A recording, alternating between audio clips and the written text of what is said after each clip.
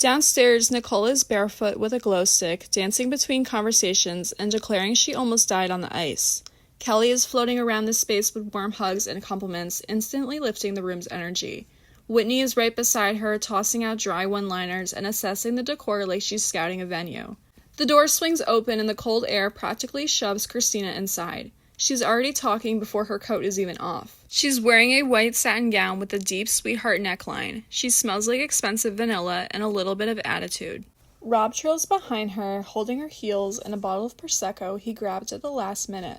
Hey, Cara, she made me carry all this. Christina snaps her fingers without looking back. "'Cause you got hands, babe. Use 'em." She beams at Cara. "Oh my goodness, honey, this is beautiful. Look at you. You did this all yourself?" Bill and Kathy step in slowly after them, like they're posing for a holiday card. Kathy is wearing a floor-length navy gown bundled in a silver wrap. Bill stands beside her in a suit. He's holding a tin of homemade cookies because Kathy insisted they bring something. "We didn't know if we were supposed to bring anything, so, here." Kathy elbows him. "Bill, don't hand it to her like it's a hostage situation." They step inside, and Kathy immediately gasps at the decor, clutching Bill's arm. "Bill, look at the snowflakes! Oh, this is just magical. I feel like we're in a Hallmark movie." Bill nods, impressed in that quiet dad way. "Yeah, this is something. You kids really went all out." Christina yells, "Kathy, get over here, girl. Let me see that dress." She beams at Cara. "Ugh, Cara, babe, it's brick out there. I'm freezing my ass off. Next time, open the door faster, all right? I'm out there getting frostbite like an idiot." Cara laughs, pulling her into a hug. "You're late, dramatic, and loud. So normal." Michelle comes over from the kitchen, arms open. There she is, the storm front. Christina waves her hands in the air. Yeah. Hi, babe, hi. I brought the circus." Cara snorts, giving Rob an air kiss. She turns, pulling someone forward with a proud little smile. "Christina, this is Melissa. She's new to the group and she's joining us tonight." Christina lights up like someone plugged her into a generator. "Oh, hi, babe. Welcome to the chaos. I'm Christina, obviously. You'll figure that out real fast. And these two idiots are Rob and Bill, and the angel is Kathy. We're like the traveling circus of bad decisions. You're gonna love it." Melissa laughs, a little overwhelmed. "I already do?" Rob chuckles loudly. "She says that now, give it an hour." Kathy nods quickly. "We're really nice, I promise." Christina claps her hands once, loud. "Aight, babe, let's go. Show me the Winter Wonderland. I want to see the magic." Cara leads them down the stairs. Tanya, Nicole, and Liz are at the counter making ridiculous hot chocolate concoctions with whipped cream towers and candy cane stirrers. Dawn and Marnie are slow dancing like they're at their own private prom. Gionni is at the bar cart doing shots with Carla, Brad, Craig, and Maria, already loud and halfway into the chaos. Christina stops dead at the bottom step, eyes wide. "Oh my god! Cara, babe, this is gorgeous! It's like Santa's basement if Santa had taste." The three of them take in the sight quietly while Christina throws her arms out dramatically. "Hello, Winter Wonderland! We made it, baby! Somebody get me a drink. I'm begging ya before I freeze to death again, I swear." Tanya grins. "Oh, Lord. She's here." Gionni slams a shot and points dramatically. "Hey, Christina's here. Get her a glass." Kathy chuckles. "She's really sweet once you get past the yelling." Melissa nods, still absorbing the spectacle. "No, I like her. She's alive." Christina beelines straight for Tanya, Nicole, and Liz like she owns the place. "Hello, my beautiful hot chocolate witches. What are we making, huh? What's this? What's that? Why is there so much whipped cream? Oh my god. Actually, don't even. Give me some right now." She grabs a mug before anyone can stop her. Tanya holds her finger up. "Christina, that's not even..." Christina purses her lips. "Shh, babe, I'm creating." She dumps in cocoa mix, marshmallows, peppermint bits, and something abstract. Nicole cuts in again. That's not how you're supposed to." Christina waves her off. "Nicole, babe, I'm an artist. Respect the process." Liz starts laughing. Oh my god, she's committing a war crime. Christina turns, mug overflowing, whipped cream tower leaning like the Tower of Pisa. Look at this! Look at this shit! Yous all doubted me. She leans over the counter, pointing at each of them like she's calling roll. Tanya, Nicole, Liz, my angels, my snow queens, my cocoa-covered goddesses. You look adorable. I'm obsessed. I'm obsessed with all of you. Tanya scoffs. You're drunk already? Christina waves her hand.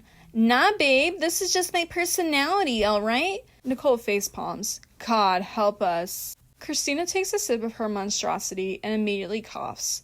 Okay, that's strong. Who put vodka in this? I'm not playing. Nicole covers her mouth. You did, babe. When Melissa makes her way into the party, Cara guides her lightly and brings her over to the first group with some familiar faces. Tanya straightens up from her mug, eyebrows shooting up in delighted surprise. Melissa! Oh my god, you made it! Nicole glances over her shoulder, waving. Hi, I'm Nicole, Tanya's girlfriend. Good to meet you. Hi, I'm Melissa, Melissa says softly. Liz's whole face lights up, rushing around the counter with her arms already open. Yes! I was hoping you'd come! You look so cute! Melissa laughs, hugging her back, cheeks warming. Thanks, I'm glad I came. Cara gently touches Michelle's elbow, steering her toward the couch. Kelly sits forward as they approach, elbows on her knees, eyes bright with curiosity. Whitney shifts her mug to her other hand, posture open and welcoming. Cara gestures between them. Melissa, these are two of my longtime friends, Kelly and Whitney. Kelly leans in, offering a friendly grin. Oh, hi! I've heard good things. Glad you're here. Whitney gives a small wave, her expression soft and genuine. And this is Rebecca, Marnie's sister. Rebecca, this is Melissa. She is Don's new assistant. Rebecca smirks. Hey, good to meet you. You picked a good night to show up.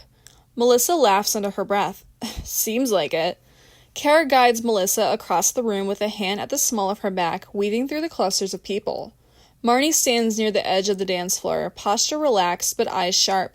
Don stands beside her, hands in his pockets like a bodyguard. As Cara approaches, Marnie's gaze flicks up, her expression neutral.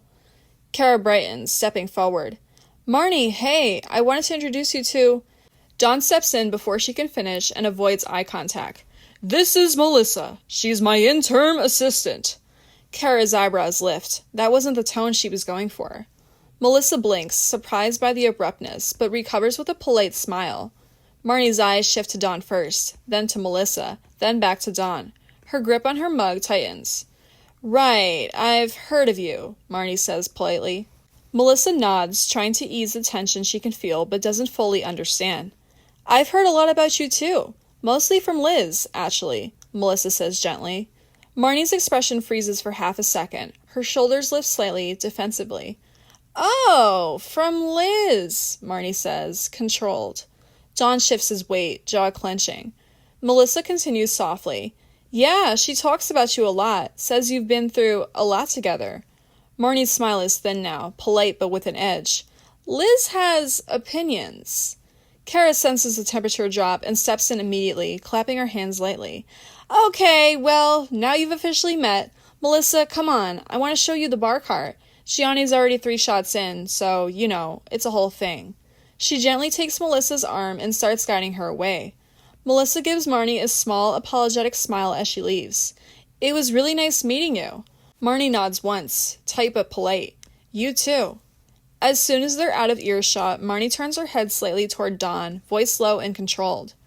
Liz has been talking about me to your assistant? Don exhales slowly, eyes still on the floor.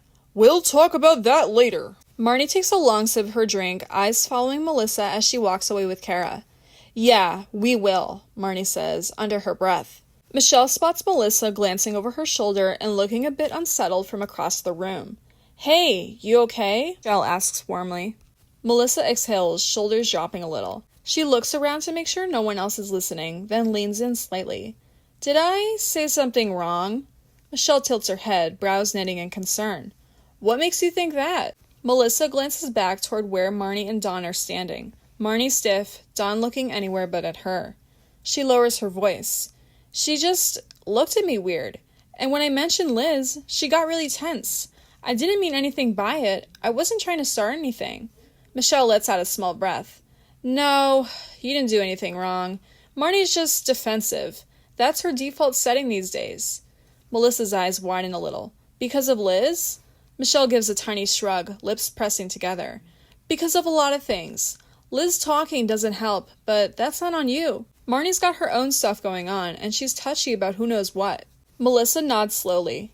Okay, good. I just felt like I stepped on something. Michelle shakes her head, firm but kind. Nope, that minefield was already there. You just happened to walk by it. Now come on, let's get you a drink before Christina force feeds you whatever monstrosity she made. On the other side of the room, Marnie's shoulders are stiff, like she's holding herself together by force. Dawn can feel the tension in the air surrounding them. Marnie exhales sharply through her nose. So Liz has been talking about me to your assistant. Dawn closes his eyes for a second, then looks away, rubbing the back of his neck. Marnie, it's not like that. Really? Because Melissa seemed pretty comfortable telling me she's heard a lot about me. From Liz, of all people. Dawn shifts his weight, jaw clenching. Liz talks. You know that. She talks to everyone. Marnie's eyes flash. Yeah, but she doesn't talk about everyone the way she talks about me. Dawn doesn't argue. Marnie looks away again, staring into her mug like she's trying to swallow the feeling. I don't like being a story people tell before they meet me. Dawn's expression softens. I'll talk to Liz. Marnie shakes her head. No, don't. It'll just make it worse. I just didn't expect to be blindsided like that, Marnie says under her breath. Dawn sighs, quiet and heavy. I'm sorry. Marnie doesn't respond. Liz is at the hot chocolate station, happily piling whipped cream onto Tanya's mug when she glances over and sees Marnie and Dawn's stiff body language. Liz freezes mid-whipped cream swirl. Oh shit. Nicole looks up from her mug, eyebrows raised. What? Liz sets the whipped cream down slowly like she's handling a bomb. I think I might have accidentally caused something. Tanya turns, eyes wide. What did you do? Liz presses her palms to her cheek, groaning. I didn't do anything. I just talked. And apparently Melissa told Marnie she heard about her from me, and now Marnie looks tense. Nicole snorts. Yeah, that'll do it. Liz whips around, panicked. Nicole, not helping. Tanya pats Liz's arm gently. Okay, breathe. You didn't mean anything by it. Liz peeks over at Marnie again, who is still stiff, still quiet, still processing. Oh my god, I'm the villain, Liz whispers. Nicole sips her cocoa. You're not the villain. You're just Liz. Liz groans again, burying her face in her hands. Should I apologize? Nicole shakes her head immediately. No, absolutely not. Let it breathe. Liz nods, defeated. Okay, I'll stay over here and not talk. Nicole and Tanya exchange a look. Maybe just talk less. Liz sighs dramatically. God, this is so hard for me. Cara steps back from the bar cart, satisfied at last. She presses her palms together, takes one more steadying breath, and murmurs to herself, Okay, time to get everyone's attention. She steps closer into the center of the room with her glass raised, waiting for the music to dip just enough. Christina doesn't notice Cara until Rob taps her shoulder and points. Christina freezes. Oh, she's doing the toast! Everybody, shut up! Christina calls out, her voice booming and drawing attention. Cara closes her eyes for a beat, smiling despite herself. The group drifts closer to her. Thank you for all being here tonight. She looks around the room, eyes softening as she takes everyone in. I know winter has felt endless. I know we've all been tired, stressed, frozen, and ready to throw our shovels into traffic. But tonight is about celebrating the end of all that. Christina nods dramatically, hand on her chest like she's in church. Cara continues, voice gentler now. This little winter Wonderland ball started as a joke, but honestly, I think we all needed a night to breathe, to be warm, to be together, to remember that even when life is cold and miserable, we've all got each other to thaw it out. Christina gasps. Oh my god, Cara! That was beautiful! Cara holds up a finger without even looking up at her. Christina, please, let me finish. The room cracks up. Christina throws her hands up in surrender. All right, I'm done, babe. Continue. Cara clears her throat. Before we get back to dancing and whatever chaos Christina has planned, Christina points at herself proudly. Me, I got plans. Cara ignores her. I just want everyone to know what we've got going on tonight. First, if you haven't already, make your way over to the hot cocoa station. Build yourself a cup. Go wild. Tanya and Nicole have already turned it into a science experiment. And of course, the s'mores bar is officially open. She softens again, lifting her glass. So here's to the end of winter, to the start of something brighter, and to all of you, the best group of weirdos I could ever ask for. Everyone cheers. Cocoa mugs raised, glasses clinking, Gionni yelling, "Salud!" with a marshmallow stuck to his lip. Christina immediately jumps in, voice booming over everyone else. To Cara, the only person who can make a basement look like a freaking Hallmark movie. Cara lowers her glass, cheeks warm, eyes bright. Tanya, Nicole, and Liz crowd around the s'mores station, stacking marshmallows in wild, teetering piles. Liz keeps sneaking glances at Marnie like she's trying to act normal but can't quite relax. Over by the bar cart, Melissa and Michelle hang back, grinning at Christina's antics. Michelle leans in and says that this is just 60% of Christina, which makes Melissa laugh. The Winter Wonderland ball buzzes, music shaking the floor, lights glowing, Coco sending up curls of steam, s'mores hissing in the flames. Christina shouts something you can't quite hear over the music. People drift into little circles, finding warmth wherever they can as the night finally clicks into place. Which is exactly when Christina decides to commit a crime. She's at the s'mores bar with Rob, leaning over one of the tiny burners with the kind of focus she only gets when she's about to do something she absolutely should not be doing. Her hair is falling into her face, her coat is half off her shoulder, and she's holding a joint between two fingers like she's about to perform a magic trick. Rob is standing beside her, eyes wide. "Christina, babe, no, that's not what that's for," Rob whispers, panicked. Christina waves him off, squinting at the tiny flame. "Relax, Rob. I'm just trying to light it. It's a flame, ain't it? Fire is fire." She lowers the joint toward the burner like she's conducting a science experiment. And that's when Cara turns around. "Christina, no." Christina doesn't even look up. "Hang on, babe. I almost got it." Cara holds up a finger. "Christina, the burner." Christina pauses, joint hovering dangerously close to the flame. Christina glances up innocently. "What?" Cara marches over, snatches the joint out of her hand, and holds it up like evidence in a courtroom. "You are not lighting this on my s'mores bar." Christina gasps like she's been personally attacked. "Cara, it's a tiny flame. I wasn't going to burn down your house," Christina says, hand to chest. "You were about to hotbox the marshmallows." Rob nods vigorously. "She was. She absolutely was." Christina swats his arm. "Rob, stop snitching." Cara points at her. "Christina, they can't hear the music over you, and you cannot light drugs on my dessert table." Christina throws her hands up. "Fine, Jesus, I'll go outside like a civilized person." Christina stomps off toward the stairs, muttering under her breath. "Can't do nothing fun in this fucking house." Rob follows her, laughing so hard he's wiping tears. I should have put her on a leash. Rob spends the next several minutes trailing behind a drunk Christina like a man who's been assigned a job he never applied for. By the time she wanders toward the bar cart, he's sweating. He spots Bill leaning against the wall with a drink and beelines towards him like a drowning man spotting a lifeboat. "Bill," Rob whispers, grabbing his arm. "I need help. She's gonna get us kicked out. I can't keep up with her." Bill takes a slow sip of his drink, eyes half-lidded, the picture of a man who has lived through this exact scenario too many times. "Rob," he says, clapping a heavy hand on his shoulder. "She's your problem now." Rob stares at him, betrayed. "Bill, she's your wife." Bill shrugs, completely unbothered. "Yeah, and that's why I'm telling you. God help the both of us." Then he wanders off, leaving Rob standing there with his mouth open. Across the room, Melissa watches the exchange with wide, fascinated eyes. Michelle notices and leans in, her voice soft and warm, the way she talks when she's easing someone into the group's unique dynamics. "Just so you're not confused," Michelle murmurs. "Christina's married to Bill, yeah, but they're swingers. She's got another partner. It's all above board. It's just a lot." Melissa blinks, processing. "That actually explains so much." Michelle laughs under her breath. "Yeah, it shocked us too." Liz is standing dead center in the room, the dance floor lights flickering across her face. She's trying to look unbothered, but her shoulders are too tight, her jaw too set. She knows Marnie's been staring. Marnie storms forward. "You better keep my name out of your mouth." Liz's head jerks up. "Oh, for fuck's sake, Marnie, not here. Oh, here, Marnie fires back, stepping right into her space. Right fucking here.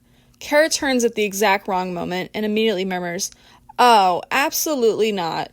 Liz squares her shoulders. "If this is about Melissa, it is about Melissa," Marnie spits. "And every other person you've been running your fucking mouth to. You think I don't hear things?" Liz's face goes red. "I didn't say anything that wasn't true." "Oh, you said plenty that wasn't true," Marnie snaps. "You told her I was sleeping with Don right after rehab. You told her he fired me. You told her I was some pathetic mess who couldn't keep her job." Liz throws her hands up. "You were a mess, Marnie. You were doing coke in your office. You were screaming at people. Don had to fire you." Cara arrives just in time to hear that last line. Okay, that's enough. But Marnie's already shaking with fury. "You don't get to talk about what I was going through," she growls. "You don't get to weaponize my worst fucking year because you're bored at work." Liz scoffs. "Oh, please. You think Melissa didn't deserve to know what she was getting into? You think she shouldn't know the history? That wasn't your history to tell," Marnie snaps. "You weren't there. You didn't help. You didn't do shit." Rebecca finally pushes through the crowd. "Marnie, stop!" But Marnie whirls on her. "Oh, look who decided to show up." Cara steps between them, palms out. "Enough, both of you." Rebecca blurts out the exact wrong thing. "Liz wasn't lying, Marnie. People should know what happened." Marnie stares at her like she's been slapped. "Oh, wow. So that's how it is." Rebecca's face drains of color. "That's not what I meant." "No, I think it is," Marnie says, voice cracking with anger. "You're still punishing me. After everything. After rehab. After I tried to fix shit. You still want people to see me as the fuck-up." Liz folds her arms, murmuring, "If the shoe fits." Marnie lunges. Cara and Don both shout, "Hey!" at the same time, sprinting in from opposite sides of the room. Melissa, who had been standing near Michelle with a half-finished Prosecco, goes rigid. Rebecca bolts upright from the couch so fast she knocks the throw pillow onto the floor. "Marnie! Marnie! Stop! Stop! Stop!" She tries to push forward through the crowd, but people are already shifting. Don sees Marnie's body coil and he's already moving. Wait! Hey! He grabs her around the upper arms just as she surges forward again, pulling her back at a half step. "Babe, stop! Look at me!" But she's not looking at him. She's locked on Liz like she's trying to burn a hole straight through her skull. Cara wedges herself between Liz and the space Marnie is trying to occupy, one hand out toward each of them like she's directing traffic in hell. "Enough! Enough! Both of you, cut the shit right now." Liz, red-faced and shaking, snaps back. "She came at me." Cara whips around. "Liz, shut up. You're not helping." Liz's mouth opens, offended, but Cara's glare shuts her right back down. Marnie lunges again, harder this time. Don has to wrap both arms around her waist to hold her back. "Let me go!" "Marnie, stop!" Don grunts. "You're gonna hurt somebody!" "Good!" she shouts, trying to twist out of his grip. Liz is too far gone, and her voice cracks as she spits. "She's acting like I ruined her whole life when she was already a fucking disaster. Everyone knew it. Everyone talked about it. I just said it out loud." Marnie's breath shudders. Don tightens his grip, whispering, Hey! Don't listen to that!" But Marnie's eyes are locked on Liz, wide, wounded, and furious, all at once. Liz turns to storm off, not before throwing one last grenade over her shoulder. Maybe if she hadn't been fucking her boss, she wouldn't have gotten fired in the first place.